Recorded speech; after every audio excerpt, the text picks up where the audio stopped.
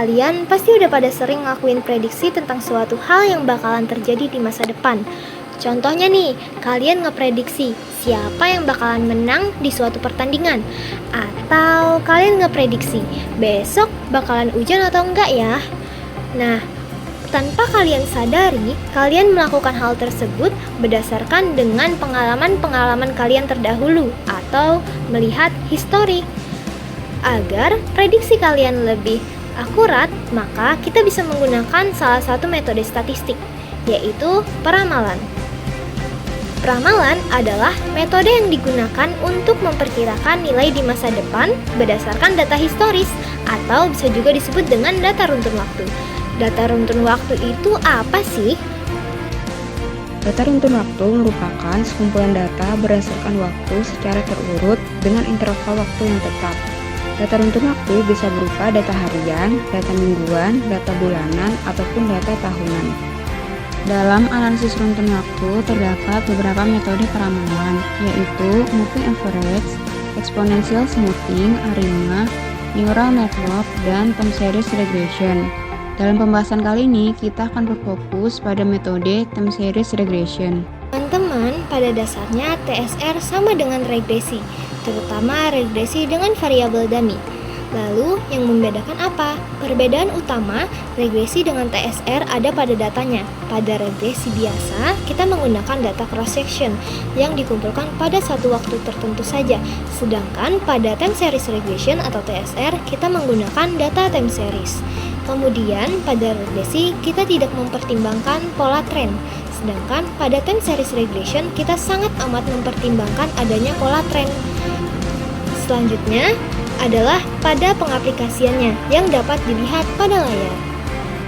Model TSR dapat digunakan maupun diterapkan pada data yang mengandung pola tren, musiman, ataupun variansi kalender dengan model persamaan sebagai berikut.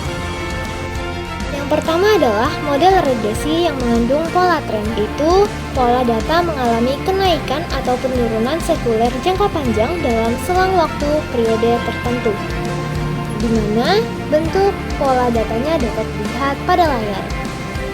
Selanjutnya adalah metode regresi dengan pola musiman, yaitu pola data dipengaruhi oleh faktor musiman sehingga data naik turun dengan pola yang berulang dari satu periode ke periode berikutnya dalam interval yang sama. Untuk bentuk pola data dapat dilihat pada layar. Pada model ini, variabel respon adalah YT dan variabel prediktor adalah S atau seasonal, yang selanjutnya dikoding dan dijadikan variabel dummy. Selanjutnya, model regresi variasi kalender. Model ini dapat terbentuk dikarenakan adanya variasi kalender yang bermacam-macam. Contohnya, kalender Hijriah. Yang kedua ada kalender lunisolar Tionghoa. Dan kalender-kalender lainnya seperti kalender Yahudi, Jepang, Maya, dan lain-lain. Pada model regresi variasi kalender, data biasanya akan mengalami kenaikan ataupun penurunan yang sangat signifikan pada waktu-waktu tertentu. Contohnya adalah pada Hari Raya Idul Fitri. Nah, hari-hari tersebut kemudian akan dijadikan sebagai variabel prediktor yang dikoding menjadi variabel dummy. Kemudian, jika suatu data mengandung pola tren, seasonal, dan variasi kalender secara bersamaan, maka model TSR yang akan terbentuk adalah sebagai berikut, di mana persamaan pada bagian depan adalah persamaan pola tren, kemudian di bagian tengah adalah persamaan untuk pola seasonal, dan dilanjut dengan persamaan pola kalender variasi. Adapun langkah-langkah dalam metode TSR seperti yang tertera pada layar. Selanjutnya, untuk pengujian asumsi. Pada model time series regression, stasionaritas serta pengujian asumsi tidak perlu dilakukan. Hal ini dikarenakan pada model time series regression, pasti asumsi terlanggar karena meregresikan data runtun waktu. Selanjutnya adalah contoh pengaplikasian time series regression. Pada studi kasus jumlah pencarian kata kunci wisata di Indonesia per minggu yang diakses dari website Google berdasarkan Google Trends. Berdasarkan grafik runtun waktu yang dapat kita lihat pada layar, diketahui adanya pola berulang akibat terdapatnya efek variansi kalender. Hal ini dikarenakan adanya peningkatan pencarian kata kunci pada beberapa minggu tertentu yang berkaitan dengan perayaan hari besar seperti Natal, Tahun Baru, dan Idul Fitri yang signifikan dibandingkan minggu-minggu lainnya di dalam tahun yang sama.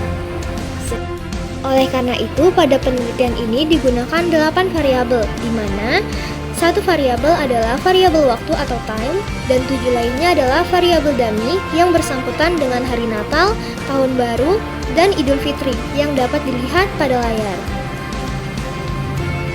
Selanjutnya, dilakukan estimasi dan pengujian signifikansi parameter.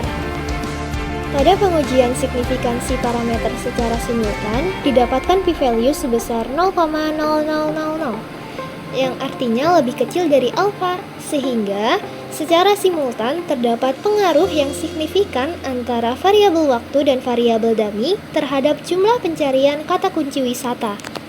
Selanjutnya, dilakukan pengujian signifikansi parameter secara parsial atau satu-satu.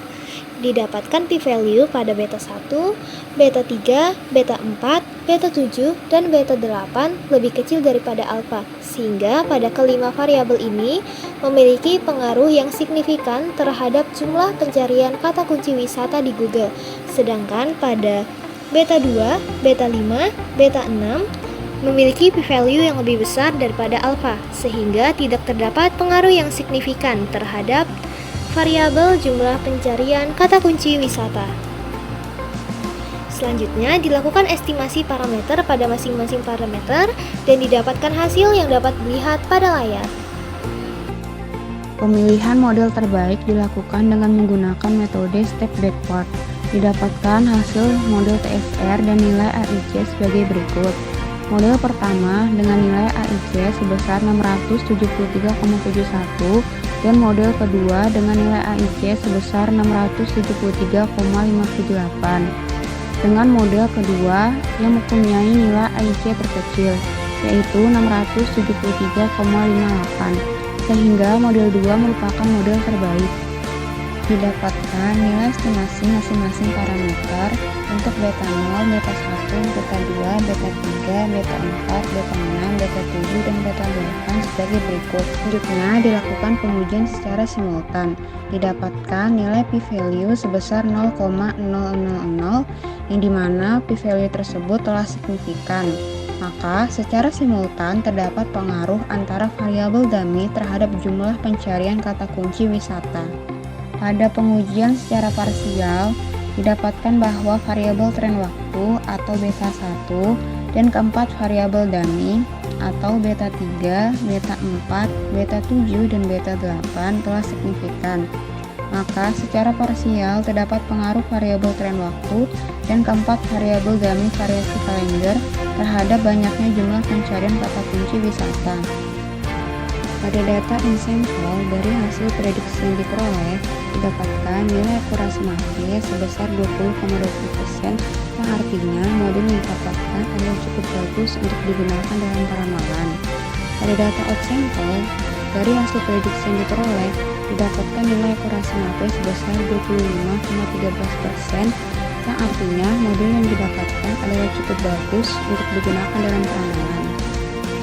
Berdasarkan model TSR terbaik, maka dapat dilakukan peramalan jumlah pencarian kata kunci wisata untuk beberapa periode ke depan. Pada contoh hal ini, dilakukan perhitungan peramalan 10 minggu ke depan dan didapatkan hasil perhitungan seperti berikut. Akan dilakukan plot perbandingan antara data aktual dan data prediksi.